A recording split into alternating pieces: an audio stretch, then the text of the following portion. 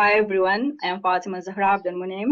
Today we are talking about preprints in Africa and the Global South, how researchers share their work, get feedback and increase visibility, as well as the challenges they face. I'm joining by Dr. Olufemi, who will share his personal experience with preprint. Welcome, Dr. Olufemi. Could you start by telling us a bit about yourself and your research background? Okay, thank you so much, Fatima, for the invite, and it's good to be back on the same platform. I think I was here several.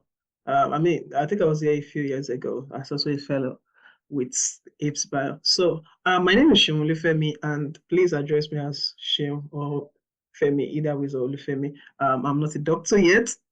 I have my background in biochemistry, and later I pursued another degree in public health, a higher degree in public health.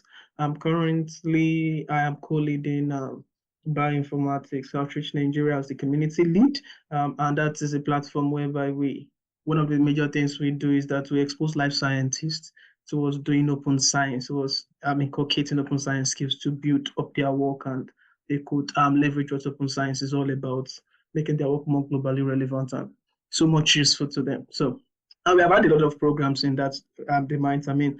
2024, 2025, we ran our flagship program, Open Science for Bioinformaticians, which was very great and incredible. It attracted a lot of talent, a lot of global talent across the world trying to learn these things. And we have also done so many other programs in BioHen. We have done, we are currently hosting R for Life Scientists, and we have done other programs, more specifically in preprints, part of our Open Life for Science programs. There are preprint sections in it. So aside this, I've been an active contributor to preprint, a pre-review, which is a collaborating partner with Isabio. I'm a pre-review champion in 2024. Likewise, I said I'm also an Isabio fellow in 2024.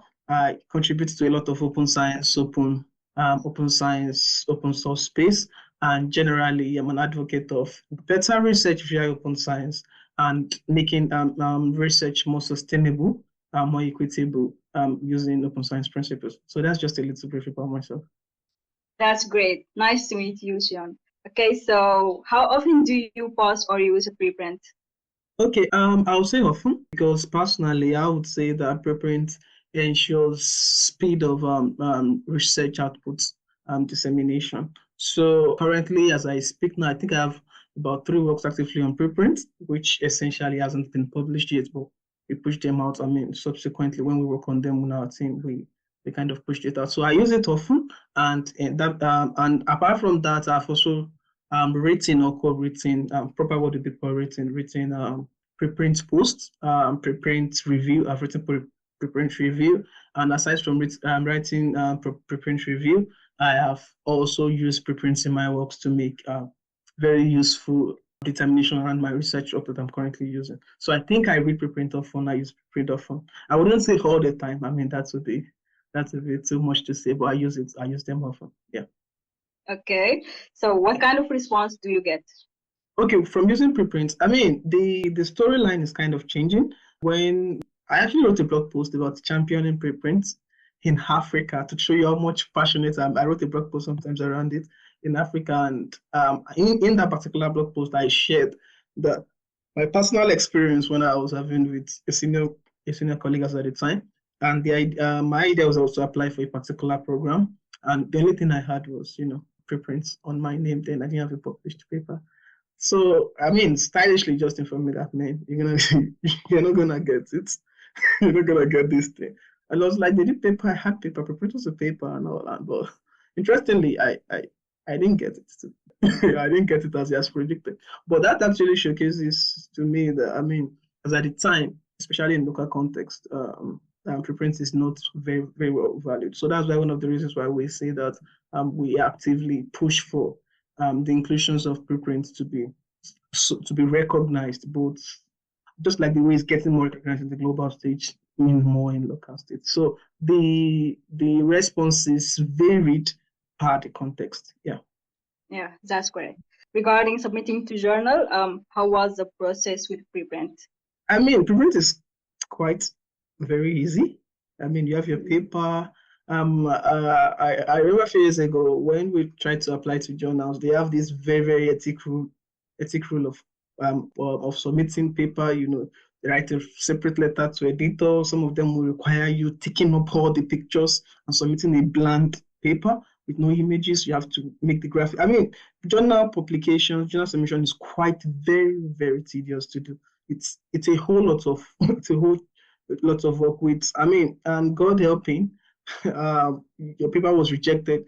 The next paper you're going to try to submit to is going to have a whole lot of totally different journal style of writing. So you have to reformat the entire paper again. But this is not so with preprint. So preprint is just one easy one go. And to even make it easy, some journals actually have a preprint affiliate now. So in the process of submitting to the journal, they'll just ask you that, I know of about 2 journals. I think Elsevier has, Springer Nature has, and I think MTPI 2 now has more recently.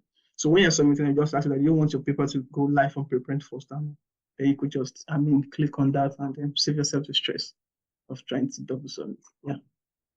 Okay, so Sean, what led you to preprints? How did you first come across the preprint? Okay, yeah, it was quite accidental. We were submitting to a particular journals at the time. I was still leading. I think I was co-submitting. The paper is still very much on preprint till this. So what happened was we were submitting, and unintentionally we accepted that they should put it on preprint. So interestingly, the paper was rejected, and in 2 or 3 days, the paper was out live, and one of my co-supervisors said, "Hey, the paper was live." I was like, "No, it was never reviewed. We got rejected." I was like, so it was like, "I think it's live on preprint." I was like, "Oh, what is preprint?" So that's how I began to got curious that, okay, if I submit a paper and I wasn't so patient enough and I got it live in 2 or 3 days, what does this thing actually mean? So I think this happened way back as early 2021 or something. So 2021 or early 2022 or something. I wasn't so sure BDD. So that actually got me curious to want to know, what does this preprint actually mean? Is it quite different from journal submission?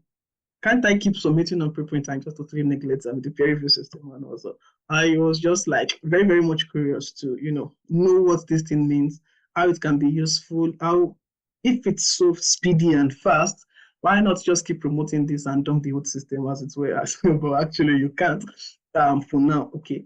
So that's why I begin to get more curious around this system and to think more how it can be very much useful for me. Yeah, it's really interesting. So how do you use preprints in your work? Yeah, often. Most likely, the way I use preprints is not that I'm just actively, if I have a particular question what I'm going to look at, it's not that I'll just start going to preprints servers to check. I generally search, and if I find the preprint work on it, that shows a small I take a look at it and I pay the same regard to it as what I would do to a normal peer-reviewed article. So I kind of use it often because most of my work more recently now, I've not been core or major research, but when it was kind of core major research, I was kind of using it very much often. Okay, so what are your perceptions of preprint and why do you use them? Yeah, very, very great question. My perceptions of preprints are quite nice. Speedy works, for me, it's one of the most very quite an easy way of quick research dissemination. It's quick. For instance, I once published a study that took more than about 12 months in peer review. And I was just thinking if the study or the research work was essentially because one of the characteristics of research is that it has to be timely. If, for instance, we are carrying it on a major pandemic and we are kind of proposing a solution so that it gets to the major global science community and people can adapt, and the research studies coming out 12 months after publishing, it's entirely useless at the time. It's not going to add anything to this stuff. So the fact that preprints are timely, even though it's going to go through that peer review system, blah, blah, blah, blah, blah, and reviewer 2 is going to write a whole lot of things. Preprints actually make sure that the core idea gets out to people timely, and it can easily be, quick debate can start on it and it can easily spring up conversation. So my perception of preprints doesn't change. It's a very good research output process for quick and timely research dissemination. And also, it actually gives good, how do I put this now? Good protection to your work. As a researcher, you present in conferences quite often. So even before presenting in conferences, you could just put up your stuff, either your slide, your stuff, your research work on a preprint, the draft.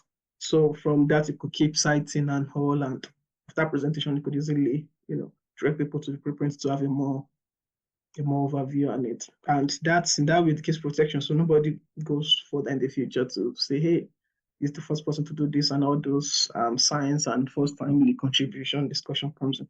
So I feel that for those two major reasons, my perceptions, sure security for your work, then the timely makes your research output get out more timely. So I think those are my very good stuff to it. Yeah, I really agree with you. Yeah, you're right. So do you have any concerns using preprints? This is not more global, this is more local. The only concern we still have in the local setting is preprint adoption and recognition.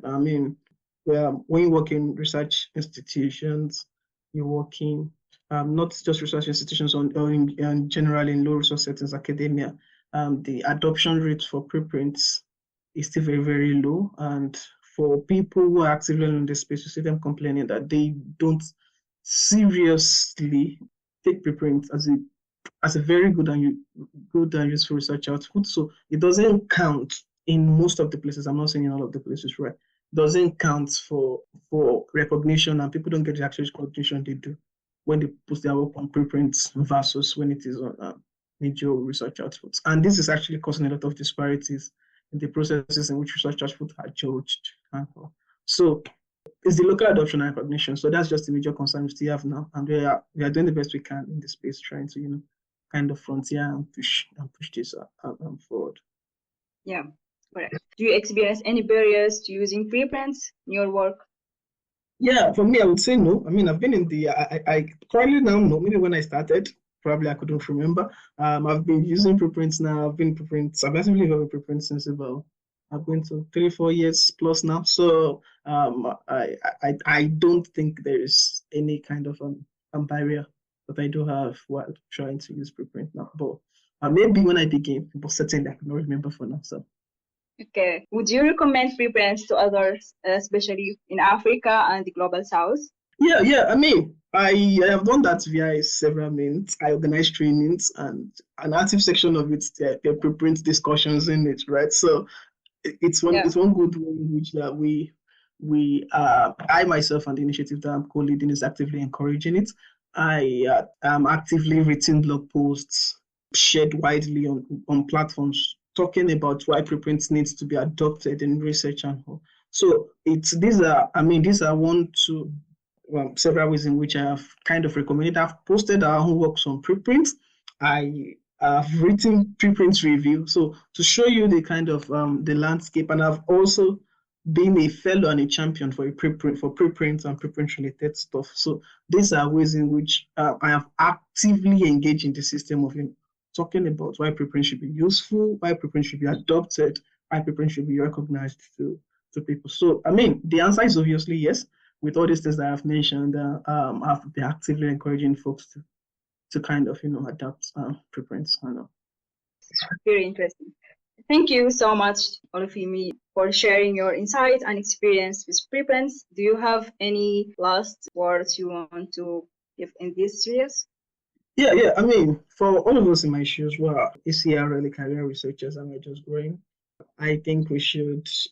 You do not have all the power in the world to change some stuff, but I think that the power that we have is in our collective voice. When we collectively, advocate for these things, it gets into the minds of the high and mighty. So, and through that, we can actually push for this particular agenda of getting preprints more to be recognized and adopted. I think it's gonna save a whole lot of us a lot of stress anyway. So those are my last words. Let's use our voice, combine our voice, have one voice, speak for the adoption of these things, and then see how very useful it could be for us. Thank you. Yeah, thank you very much. It's been a pleasure having you on this series. And thank you To everyone listening, we hope you found this discussion helpful and insight. Thank you and bye. Yeah, bye.